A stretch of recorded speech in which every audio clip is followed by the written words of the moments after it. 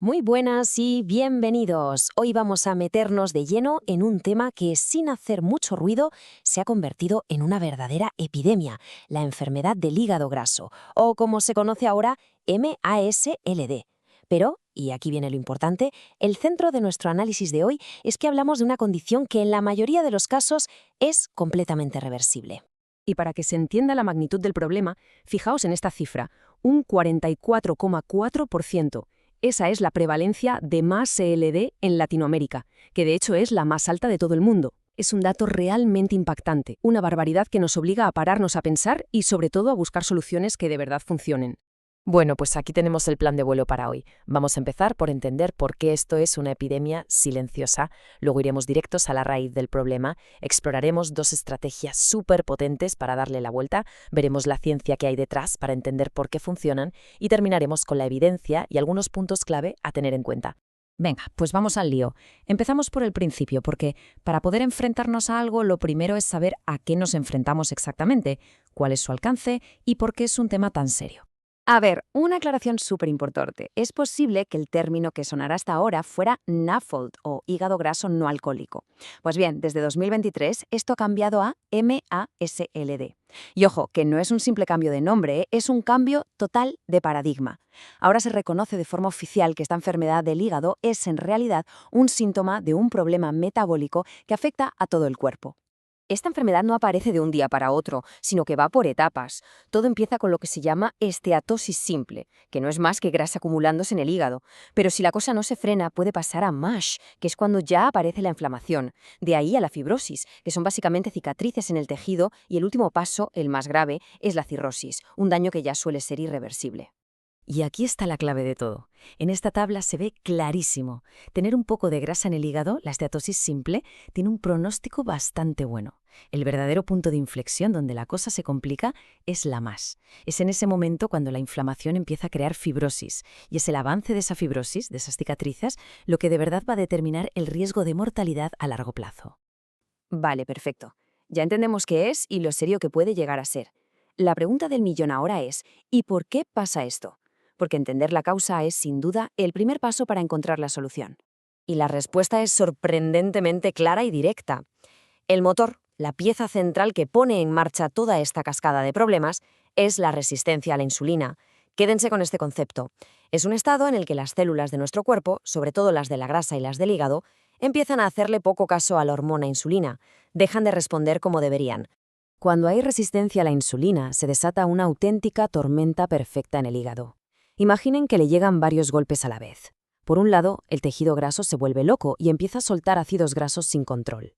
A la vez, el propio hígado, que está inundado de insulina y de azúcares, pone su fábrica interna de grasa a tope. El resultado, una acumulación de grasa tóxica que provoca estrés, inflamación y, al final, daño. Pero bueno, que no cunda el pánico, porque aquí es donde la historia da un giro hacia la esperanza. Si entendemos el problema, podemos ir directos a la raíz. Así que pasemos de hablar del problema a hablar de las soluciones, que son mucho más eficaces de lo que la gente se imagina.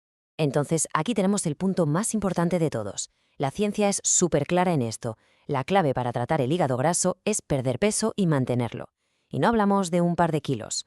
Una pérdida de más del 10% del peso corporal no solo reduce la grasa, sino que puede llegar a eliminar la inflamación, la MASH, e incluso hacer que las cicatrices, la fibrosis, den marcha atrás.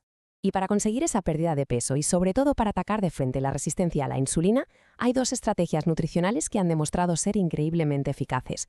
Por un lado, la dieta cetogénica, que básicamente le cierra el grifo a la fábrica de grasa del hígado. Y por otro, el ayuno intermitente, que lo que hace es activar el sistema de autolimpieza que tiene nuestro propio cuerpo. Vale, vamos a profundizar un poco, porque esto no va solo de comer menos y ya está, va de cambiar la bioquímica de nuestro cuerpo. Vamos a ver exactamente cómo funcionan estas dos estrategias por dentro, a nivel molecular, para conseguir sanar el hígado. La dieta cetogénica es como un ataque de alta precisión. Al quitar casi todos los carbohidratos, los niveles de insulina se desploman. Esto directamente apaga el interruptor de la producción de grasa. El hígado, al no tener glucosa, se ve obligado a quemar toda esa grasa que tiene acumulada para crear cetonas. Y aquí viene la magia. Una de esas cetonas, el famoso beta-hidroxibutirato, no solo da energía, sino que actúa como un potentísimo antiinflamatorio. El ayuno intermitente, por otro lado, le da al cuerpo un respiro, un descanso para que se ponga a hacer limpieza. Durante esas horas sin comer se activa la autofagia, que es como un sistema de reciclaje interno que, literalmente, se come las gotas de grasa y las células que están dañadas. Además, mejora la salud del intestino, lo que frena la llegada de toxinas al hígado y ayuda a poner en hora los relojes internos que regulan el metabolismo. Esta tabla lo resume de maravilla. Vemos cómo las dos estrategias, aunque son distintas, se complementan a la perfección. La keto mantiene la insulina baja de forma constante, el ayuno crea ciclos. Una se enfoca en producir cetonas y quemar grasa, la otra en la autofagia, en la limpieza, y las dos luchan contra la inflamación pero por caminos diferentes. Son dos herramientas, no una mejor que la otra.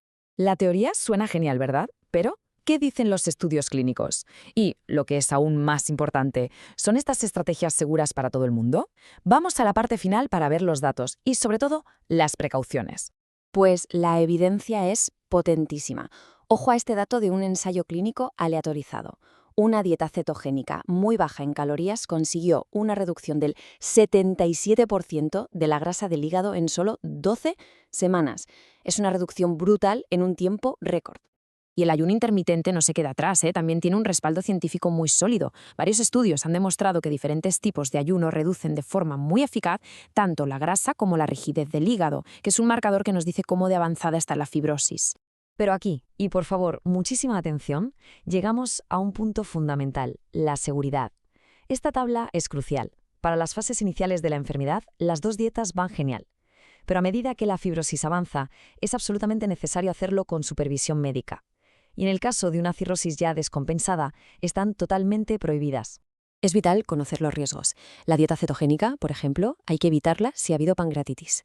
Y el ayuno, sobre todo si es prolongado, es muy peligroso en una cirrosis avanzada, porque puede acelerar la pérdida de músculo, que ya de por sí es una complicación muy grave. Insisto, el consejo de un profesional es indispensable. En fin, hemos visto que el hígado graso no es una condena, sino una condición metabólica que responde de una forma espectacular a los cambios adecuados. La evidencia científica nos demuestra que darle la vuelta es posible. Por lo tanto, la pregunta final no es si se puede, sino qué estrategia se va a elegir para conseguirlo.